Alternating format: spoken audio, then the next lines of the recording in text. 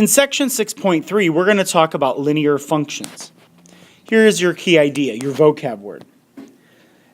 A linear function is a function whose graph is a non-vertical line.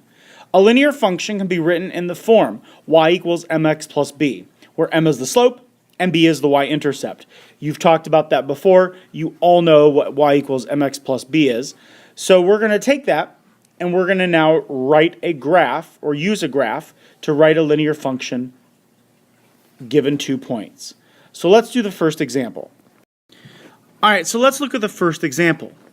Use the graph to write a linear function that relates y to x. So we're going to start our equation as y equals, and we know we're going to use y equals mx plus b. Now you've done this before, so this should be review. We have to first find the slope. Now the slope, you can either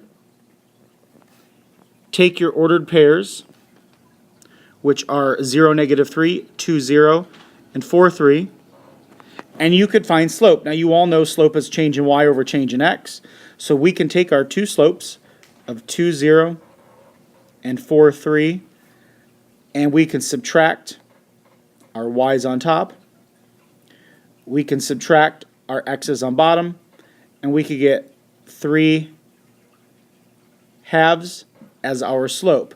You could also just go, what's happening to your y's? It's a change in plus 3. What's happening to your x's? A change in plus 2. Change in y divided by change in x is 3 halves. So we take the 3 halves. That's our slope, so it gets plugged in for m. Y equals 3 halves x. Now, if you have a graph, you can easily see, well, where does it cross the y-axis? It crosses the y-axis here at -3. So our equation would be y equals 3 halves x minus 3, where 3 halves is our slope, and -3 is where it crosses the y-axis. So looking at example 2, we're going to use the table to write a linear function that relates y to x. Now if you wanted to, you could graph these and then do exactly what we did in example 1. But we have a couple other ways. We first have to find our slope. Our slope, once again, is change in y over change in x. So if you wanted to, you could subtract two y values. So I'm just going to take 9 minus 7, subtract your x values, 9 minus -2. That gives me 2, and -3 plus 2 is -1. That gives me a slope of -2. Personally, I think an easier way is to look at this. What's happening from 9 to 7 to 5 to 3? It's a change in y. A change in y goes on top. What's happening from -3 to -2? Then to 1, -1, and then to 0?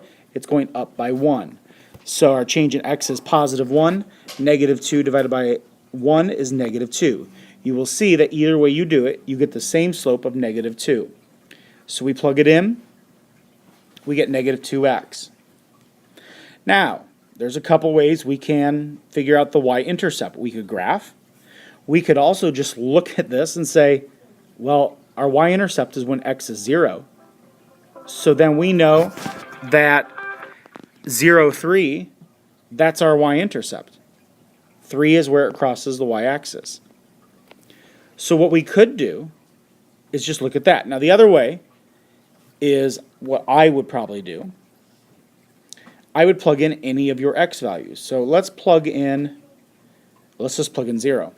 If you plugged in -2 times 0, I'm taking the 0 right here as x, -2 times 0 is just 0.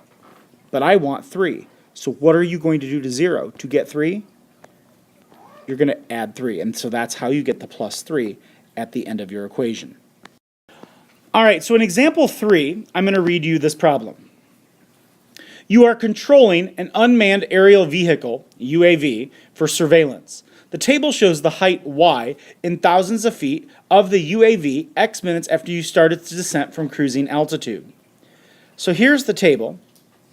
Our x represents minutes. Our y represents height, which is in thousands of feet. And we're descending, so that means your height's going down.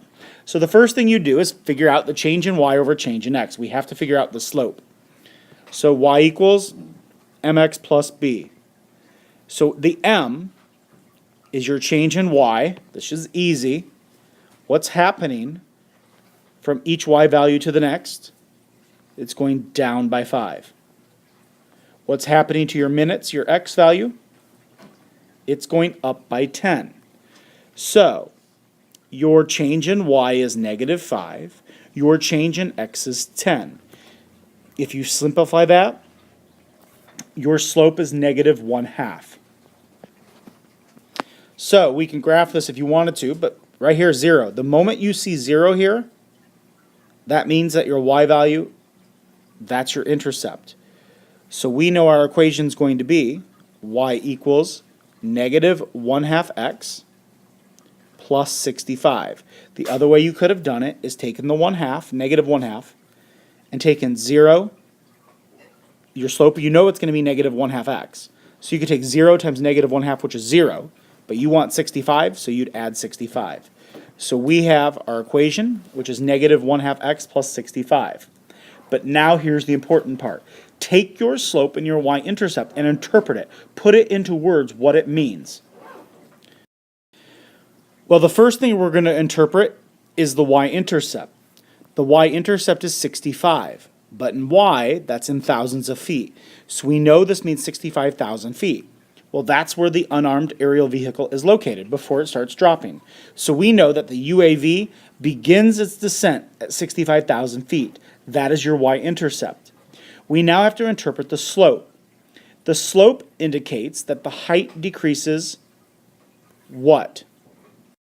Well, it says negative 1/2. But remember, this is negative 1/2. This is feet per minute, but it's in thousands of feet.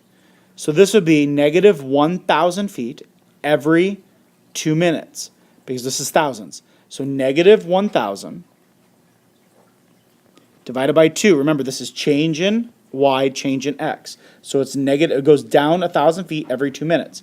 So that means negative 1,000 divided by 2 gives you negative 500. So then it says the height decreases 500 feet per minute. So that's your slope of negative 500. The height decreases negative 500 feet per minute.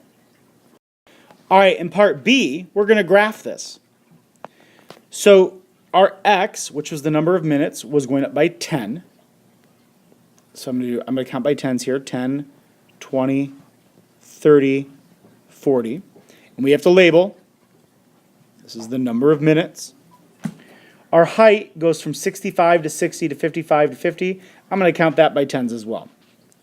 10, 20, 30, 40, 50, 60, 70. This represents height. But remember, this represents thousands of feet. So if we graph our t-table, 0, 65, 10, 60, 20, 55, 30, 50. So we don't draw our arrow to the left because we're not going to have negative minutes. And so that represents the descent of the aerial unarmed vehicle or unmanned vehicle. So then part C, in part C, you're going to find the height of the UAV when you stop the descent after 1 hour.